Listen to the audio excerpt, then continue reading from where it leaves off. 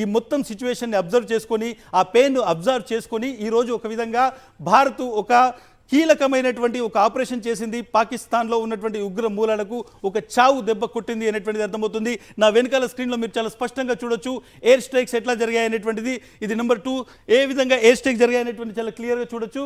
అక్కడ ఉన్నటువంటి పాకిస్తాన్ నుంచి వచ్చినటువంటి ఫుటేజ్ది పాకిస్తాన్లో ఏ విధంగా ఉగ్రవాదులకు సంబంధించినటువంటి ప్రతి హైడౌట్ని ఏ విధంగా క్లోజ్ చేశారో మనం డైరెక్ట్గా చూడొచ్చు.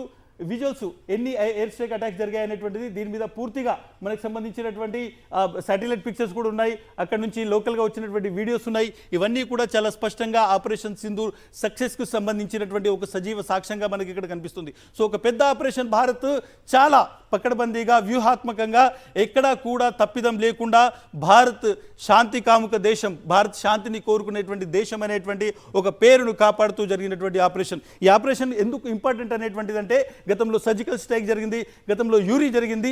బట్ ఈ రోజు మనం చూడొచ్చు ముజఫరాబాద్, కోట్లీ, భీంబర్, గూల్పూర్, సియాల్కోట్ ఇవన్నీ ప్రాంతాలు ఏవైతే ఉన్నాయో ఆ ప్రాంతాలన్నింటినీ కూడా ఒక విధంగా పూర్తిగా ధ్వంసం చేశాం మనం. అక్కడ ఎక్కడైతే ఈ మొత్తం టెర్రరిస్టులకు సంబంధించినటువంటి ట్రైనింగ్ సెంటర్లు ఉన్నాయో ఆ ట్రైనింగ్ సెంటర్లను ఒక విధంగా ప్రపంచ పటం నుంచి మాయం చేశాము. చాలా పెద్ద దెబ్బ.